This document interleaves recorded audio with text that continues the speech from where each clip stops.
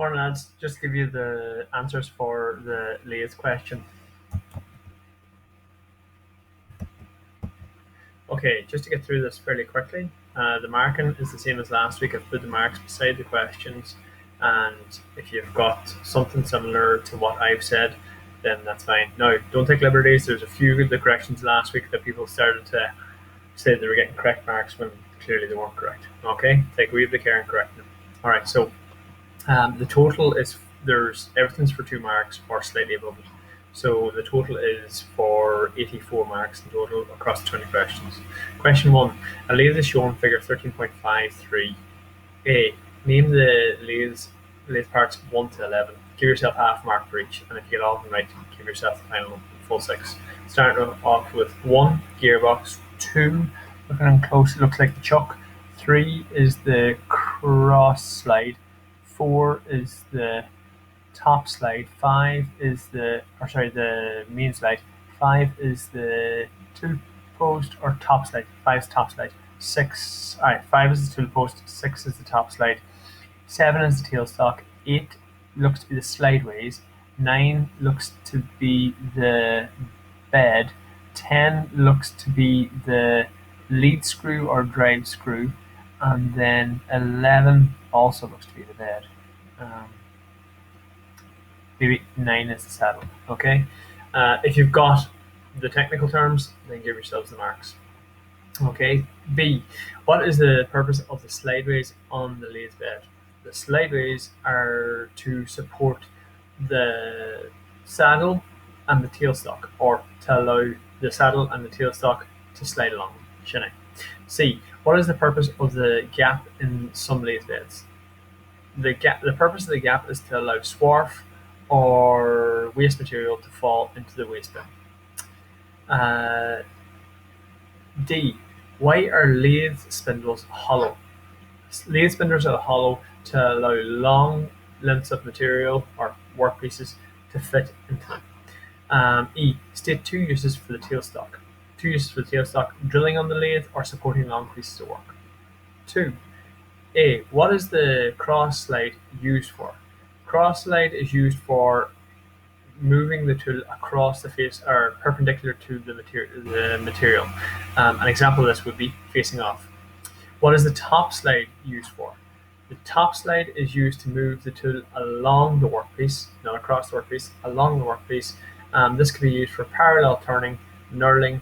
It has a graduated dial, therefore you can accurately determine the distance it travels. Anything along those lines will do that. What is the feed shaft used for?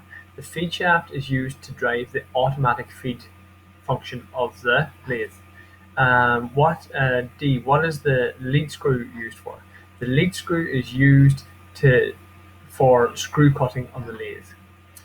E. What shape of material can be gripped in the 3-jaw chuck? Round or cylindrical material can be gripped in the 3-jaw chuck. F. Give 2 uses for a 4-jaw chuck. 2 uses for the 4-jaw chuck is precise work holding number 2, holding irregular shaped material in the vise or in the chuck, or 3, eccentric turning on the lathe. Question 3. Name the tool hole shown in figure 13.54 below and describe how the tool is set to the correct height in each one. 2 marks for these, 1 mark for the name, 1 mark for setting it to the right height. This is the 4-way tool post, and then the second part, it can be the tool can be set to the correct height by placing shims or small pieces of material underneath the tool. 2 is the American tool holder or tool post, and it can be adjusted in height by adjusting the rocker underneath the tool. Question 4. Name 3 types of tool holders. 3 marks for these.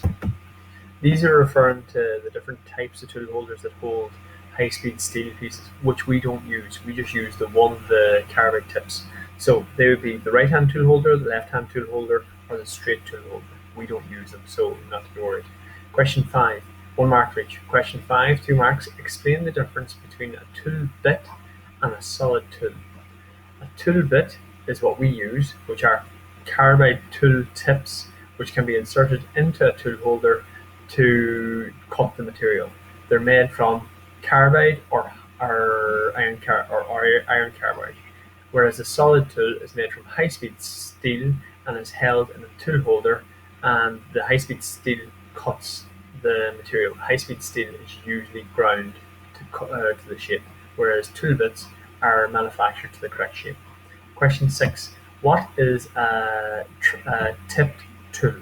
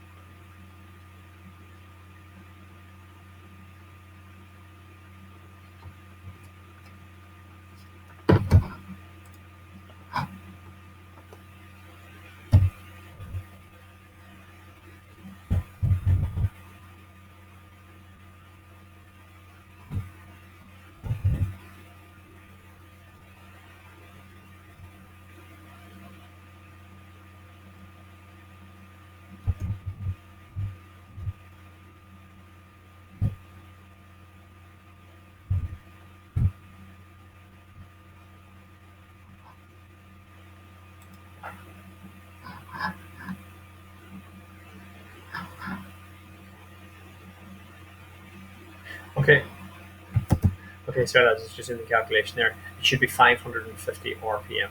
Okay, so that would be um, 20 millimeters multiplied by 1,000, which is 20,000 over 33, or sorry, actually, apologies about that, it should be the other way around. 33 multiplied by 1,000, which is 33,000 over 20 multiplied by pi, which is 60. 33,000 divided by 60 equals 550 RPM. Okay, now on to question 12. List 5 factors that must be taken into account when selecting the lathe spindle speed. These are 1. The diameter of the work, 2. The material being turned, how hard it would be, 3. The type of tool, so for example high-speed steel or carbide. Usually carbide would be a bit faster, high-speed steel would be a bit slower. D. The type of operation, for example parallel turning, facing off, knurling, drilling, any of those. E. The use of coolant, or F. The method of holding the work, 4-jaw chuck, 3-jaw chuck, or a long piece of material supported by the tailstock. Okay, any one of those 5 will do, or any 5 of those 6 will do. Okay. Question 12. List 5 factors that must. 13. List 6 safety precautions that must be observed when using the lathe. So these would be your normal safety precautions. So number 1, material must be held in the chuck. Number 2, the safety guard or chuck guard should be closed. Number 3, you should be wearing appropriate personal safety equipment, goggles, and any equipment.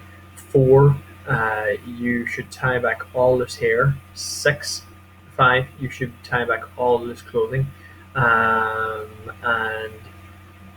6, you should select appropriate spindle speed. And 7, you should use the appropriate tool for the appropriate operation. Okay, any one of those, any 6 of those, you're good. 14, 1 mark per safety precaution. 14, name each of the turning operations A and B. 2 marks. A, facing off. B, parallel turning. That's your work turning and the material going, or the tool going across it. Here, work turning and tool going along. Okay. Explain each of the operations. 2 marks for this. A, facing off, the tool moves across the material, giving you a clean face to the bar. B, parallel turning, the tool moves along the material, reducing diameter. That'll do, right? 15, 2 marks. By how much will the diameter of the work be reduced if the depth of a parallel cut is 1 millimeter? So they're saying here that if this tool has gone in 1 millimeter from here to here, how much will the bar be reduced? You have to remember that it's taken off 1 millimeter here the whole way around. So that's 1 millimeter off the radius. So 1 millimeter off the radius, if you take that and multiply it by there's two radiuses, so its diameter would be 2 millimeters, is the answer. 16. At what angle should the top slide be set to turn the tapers shown in 1, figure 13 point, so A and B. So for this A, because you have to turn at this angle, you're only cutting this angle. So in that case, it's the difference between the tool being set to go straight in and at this angle. So in that case, it's not the 60 degrees, it would be half. So in that case, for A, it would be 30, and for B, again, you only are here, it's asking you how far do you come in. This one is 45, because they're not showing you the point angle here, they're showing you the actual angle of the tool has to be set at. So 30 here, 45 here. Question 17, 2 marks. Sketch a center drill and give 2 uses for it. So sketch, 1 mark, and then the 2 uses, 1 mark as well, would be locating the center of a hole to be drilled, or locating the center to allow the long piece of material to be held. Okay.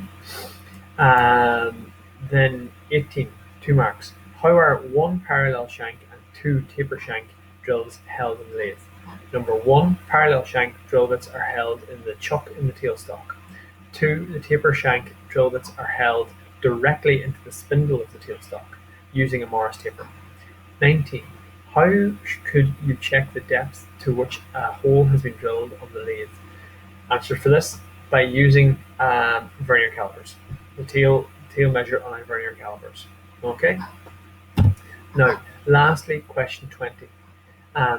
Name, explain, and state the purpose of the lathe operation shown. So name. So actually, we'll give you 3 marks for this here. Name, explain, and state the purpose. 1 mark. Name, knurling. Explain. This is where serrated wheels are pressed up against the material, and then 3, the purpose, to impress a pattern onto the material, increase it, or giving a grip of the on the material, or improving the grip. Right, lads, there's all your marks. And seeing as I've added an extra one on there, instead of being 84, it'll be 80 out of 86. Let's get those corrected by Friday and give me the marks, okay? Right, take care, lads.